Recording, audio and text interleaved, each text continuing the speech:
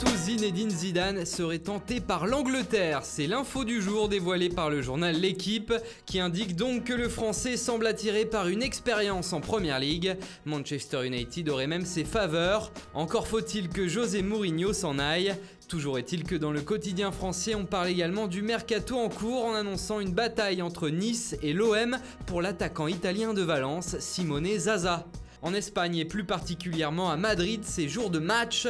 Le Real Madrid de Gareth Bale affronte l'Atlético de Madrid d'Antoine Griezmann pour se disputer la Super Coupe d'Europe.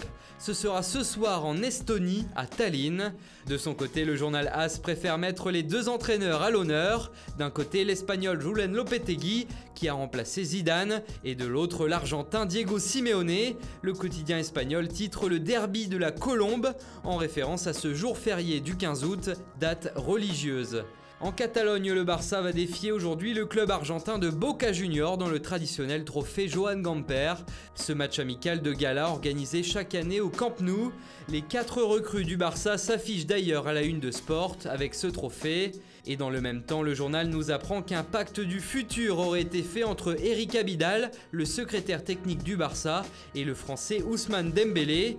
Le média explique qu'Abidal a convaincu Dembélé que le Barça allait miser sur lui pour l'avenir, alors que le français était en plein doute. Résultat, le champion du monde est revenu plus tôt que prévu de ses vacances pour entamer la saison de la plus belle des manières par un but magnifique en Super Coupe d'Europe. En Angleterre, le Daily Star annonce, si quelqu'un y croyait encore, que le FC Barcelone a définitivement jeté l'éponge pour Paul Pogba. Le tabloïd explique en effet que les Catalans ont sérieusement envisagé de mettre près de 200 millions d'euros pour s'offrir le français, mais les dirigeants mancuniens se sont opposés à son départ, et ce malgré les quelques distensions qui existent entre Pogba et son entraîneur, José Mourinho. On rappelle que le marché anglais est fermé seulement dans le sens des arrivées, les départs sont toujours possibles. Et enfin, J-3 avant la fermeture du mercato en Italie, le Corriere dello Sport met à l'honneur les 2 dernières recrues phares des clubs italiens, à savoir Keita Baldé avec l'Inter et Steven Nzonzi avec l'AS Roma.